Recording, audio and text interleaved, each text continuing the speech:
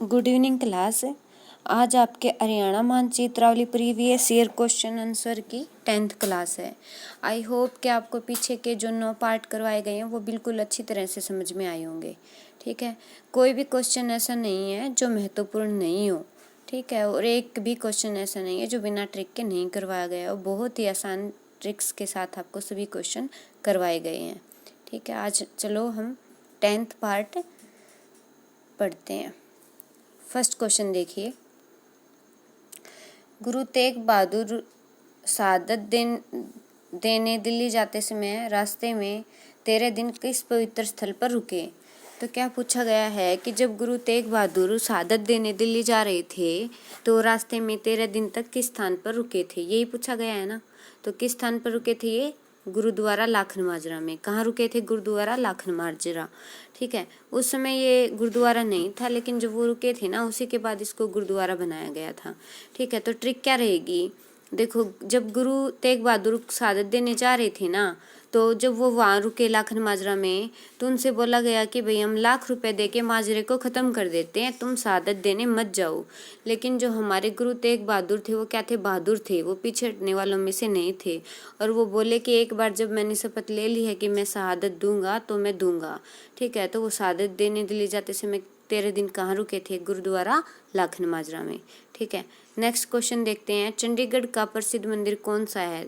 जो दिए गए हैं ना उनमें से बताना है कि चंडीगढ़ का प्रसिद्ध मंदिर कौन सा है। तो कौन सा है? मनसा देवी मंदिर। कौन सा है? मनसा देवी मंदिर।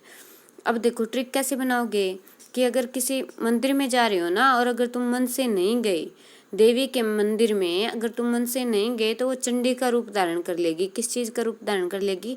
चंडी माँ का रूप धारण कर लेगी। तो चंडीगढ़ का प्रसिद्ध मंदिर कौन सा हो गया? मनसा देवी मंदिर।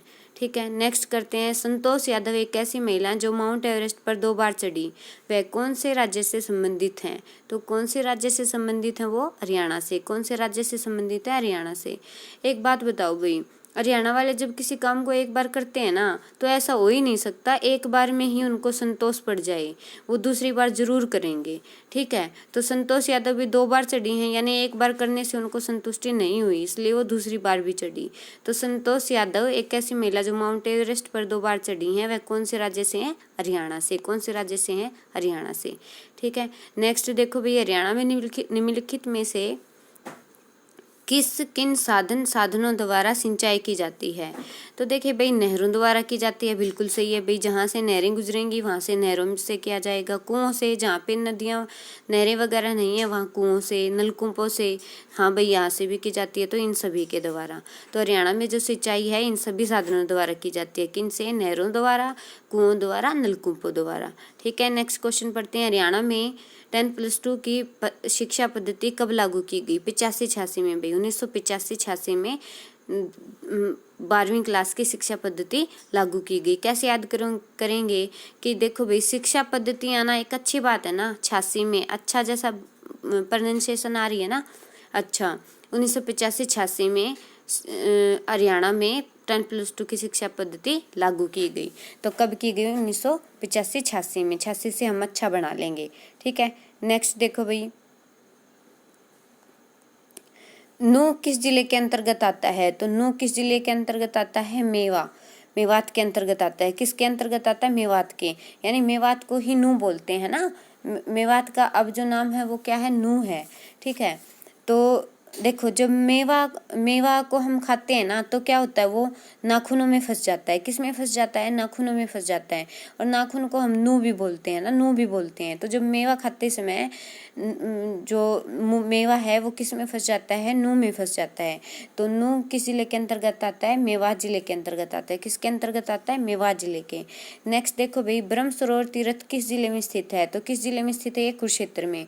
ठीक है, किस जिले में स्थित है? ब्रह्म सरोवर कुरुक्षेत्र में।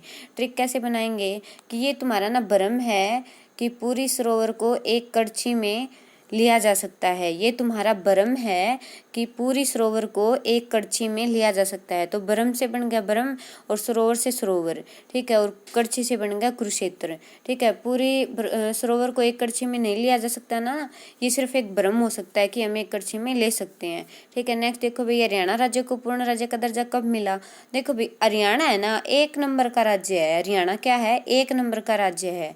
और ये अच्छी बात है हमारी हरियाणा की कि ये एक नंबर का राज्य है। तो एक नंबर से बन गया 1 नवंबर और अच्छे से बन गया 66, ठीक है। तो हरियाणा राज्य को पूर्ण राज्य का दर्जा कब मिला? 1 नवंबर 1966 को, ठीक है। नेक्स्ट भाई, मनोहर लाल खट्टर हरियाणा के डैश मुख्यमंत्री के रूप में शपथ लिए थे। ये देखो भाई, ये आर्टिकल्चर 2015 का क्वेश्चन है, ठीक है। और 2019 में उसके बाद फिर से इलेक्शन हो चुके। तो अब कौन से मुख्यमंत्री बन गए हैं? मनोहर लाल खट्टर जी 11वें बन गए हैं। कौन से बन गए हैं? 11वें। लेकिन जब ये क्वेश्चन पूछा गया था तो कौन से थे? 10वें थे। कौन से थे? 10वें थे। तो देखो भाई, कैसे याद रखोगे? मनोहर लाल खट्टर में भी ना 10 वर्ड आ रहे हैं, मैं, न, है, रे, ले, ख, टे, टे, रे, है ना, 10 हैं। तो कौन से नंबर के थे? 10वें। और 10वें में अब एक और जोड़ दो तो 11 हो गए ना। अब कौन से नंबर के हैं? 11वें नंबर के हैं। अब कौन से नंबर के हैं? 11वें के। तो मनोहर लाल खट्टर जी 11वें नंबर के मुख्यमंत्री हैं हरियाणा के एट प्रेजेंट 2022 में, ठीक है। नेक्स्ट क्वेश्चन देखते हैं भाई, दुर्गा माता ने किस पवित्र स्थल पर दर्शन दिए थे? तो कहाँ दिए थे? देवसर में। कहाँ दिए थे ये दर्शन? देवसर में दिए थे भाई। कहाँ दिए थे दर्शन? अपने देवसर में दिए थे। देखो, दुर्गा माता क्या है? देवी है ना, देवी है। तो सिंपल बात है, जहाँ देवसर यानी देवों का स्थान होगा वहीं पे दर्शन देंगी ना। हटकेश्वर में भी ऐसा कुछ नहीं आ रहा, पेवा में भी नहीं आ रहा, सफीदों में भी नहीं आ रहा। और दुर्गा क्या है? देवी है, ठीक है। तो दुर्गा देवी ने कहाँ पर दर्शन दिए? माता ने कहाँ दर्शन दिए? देवसर में दर्शन दिए, ठीक है। नेक्स्ट देखो भाई, छिलछिला वाइल्ड लाइफ सेंचुरी किस जिले में स्थित है? तो कहाँ स्थित है ये? कुरुक्षेत्र में। कहाँ स्थित है ये? कुरुक्षेत्र में। कैसे याद करोगे कि आलू ना बहुत तेज उबल रहे थे, तो उनको चाकू की बजाय किससे छीला? कड़छी से छीला भाई। किससे छीला? कड़छी से छीला, ठीक है। आलूओं को जब वो बहुत तेज उबल रहे थे उससे निकाल के, बहुत मतलब चाकू से नहीं छीले जा रहे थे, तो हमने किससे छीला? उनको कड़छी से छीला। तो छिलछिला वाइल्ड लाइफ सेंचुरी कहाँ हो गई? अपने कुरुक्षेत्र में। कहाँ हो गई? कुरुक्षेत्र में। नेक्स्ट देखो भाई, निम्न कथनों पर विचार कीजिए। रेवाड़ी लिफ्ट सिंचाई स्कीम हरियाणा की 5वीं लिफ्ट सिंचाई स्कीम है, बिल्कुल सही है भाई। मेवात क्षेत्र में सिंचाई सुविधाओं में सुधार हेतु हरियाणा सरकार ने आगरा नहर के रखरखाव को अपने हाथ में ले लिया, बिल्कुल सही है भाई। हरियाणा के रेतीले भागों में सिंचाई नहरों द्वारा की जाती है, नहीं भाई, बिल्कुल गलत है ये, क्योंकि नलकूप या फिर कुओं द्वारा सिंचाई की जाती है, ठीक है, जहाँ रेतीले स्थान होते हैं वहाँ पे, ठीक है। तो इसमें कौन सा आंसर आ जाएगा आपका? 1 और 2। ट्रिक क्या रहेगी? रेवाड़ी, यानी रेवड़ी को किस में बनाते हैं हम? आँच में बनाते हैं। किस में बनाते हैं? आँच में बनाते हैं। क्या करते हैं हम? तिल है ना, उनको एक कढ़ाई में गर्म करते हैं और फिर उनके भुन जाने के बाद उसमें जैसे चीनी या फिर गुड़ डालते हैं, है ना, फिर बनती है ना रेवड़ी। तो रेवड़ी को बनाने के लिए हम किसकी जरूरत होती है? आँच की जरूरत होती है। आँच में हम लिफ्ट करते हैं। तो रेवाड़ी लिफ्ट सिंचाई स्कीम हरियाणा की 5वीं लिफ्ट सिंचाई स्कीम है, बिल्कुल सही है। नेक्स्ट देखो भाई, मेवात क्षेत्र में सिंचाई सुविधाओं में सुधार हेतु हरियाणा सरकार ने आगरा नहर के रखरखाव को अपने हाथों में ले लिया है, बिल्कुल सही है भाई ये, ठीक है। तो क्या करेंगे? मेवा को गर्म करने के लिए किसकी जरूरत होती है? आग की जरूरत होती है। जो कई बार हम बनाते हैं ना भाई बादाम के लड्डू वगैरह, बादाम काजू किशमिश वगैरह के जब लड्डू बनाते हैं तो उसको आँच पे ही रखते हैं ना, आँच पे हम बना के फिर खाते हैं। तो मेवा को बनाने के लिए किसकी जरूरत होती है? आग की जरूरत होती है। तो आगरा नहर का रखरखाव भी कौन रख रही है? हरियाणा सरकार, ठीक है। मेवात क्षेत्र में सिंचाई सुविधाओं में सुधार हेतु। तो 1 और 2 दोनों सही है, ठीक है। नेक्स्ट क्वेश्चन करते हैं भाई। नेक्स्ट क्वेश्चन रहेगा आपका, निम्नलिखित में से कौन सी हरियाणा की मुख्य फसल नहीं है? तो सिंपल बात है भाई, चाय नहीं है, क्योंकि चाय क्या है? असम की मुख्य फसल है। किसकी मुख्य फसल है ये? असम की। तो चाय हमारी नहीं रहेगी। लेकिन हरियाणा वाले चाय पीने में बहुत ज़्यादा आगे हैं भाई, ठीक है। हर एक घर में हर एक जन लगभग चाय पीता होगा। तो लेकिन चाय जो है हरियाणा की मुख्य फसल नहीं है। हरियाणा की मुख्य फसलें कौन सी हमारी? गेहूं है, चावल है और मक्का है, ठीक है। ये सब क्या है? हरियाणा की मुख्य फसलें हैं। चाय आपकी मुख्य फसल नहीं है, चाय असम की मुख्य फसल है। आंसर क्या हो जाएगा आपका? चाय। नेक्स्ट देखो भाई, हरियाणा में किस सब्जी का सर्वाधिक उत्पादन होता है? देखो भाई, हरियाणा में ना और कुछ खाएं ना खाएं, मतलब हर एक के घर में आलू जरूर सबकी पसंद मिलेगी भाई, ठीक है। तो सब्जी, सबसे ज़्यादा सब्जी भी कौन सी ज़्यादा होगी, पैदावार किस चीज़ की ज़्यादा होगी, आलू की होगी, है ना। जो सबसे ज़्यादा खाएंगे उसी की पैदावार सबसे ज़्यादा करेंगे। तो हरियाणा में सब्जी का सर्वाधिक उत्पादन कौन सा है, आलू है। कौन सा है, आलू, ठीक है। नेक्स्ट देखो भाई, बल्लभगढ़ के अंतिम राजा का नाम बताइए जो सन 1857 के स्वतंत्रता संग्राम में शहीद हुए थे, ठीक है। कौन है ये, नाहर सिंह। कौन है ये, अपने नाहर सिंह। देखो भाई, अपने ट्रिक पहले बनाई थी, जब नहाने गया ना कोई व्यक्ति तो बल्लभ क्या हो गया, बुझ गया, बल्लभ ऑफ हो गया, यानी उसके अंदर जाते ही, नहाने के लिए अंदर वॉशरूम में घुसते ही बल्लभ क्या हो गया, ऑफ हो गया। तो बल्लभगढ़ के अंतिम राजा का नाम क्या है, वो नाहर सिंह, जो 1857 के स्वतंत्रता संग्राम में शहीद हुए थे। नेक्स्ट देखो भाई, खोड़िया नृत्य किस अवसर पर किया जाता है, तो किस अवसर पर किया जाता है, ये लड़के की शादी में। लड़के की शादी में क्या किया जाता है, खोड़िया नृत्य।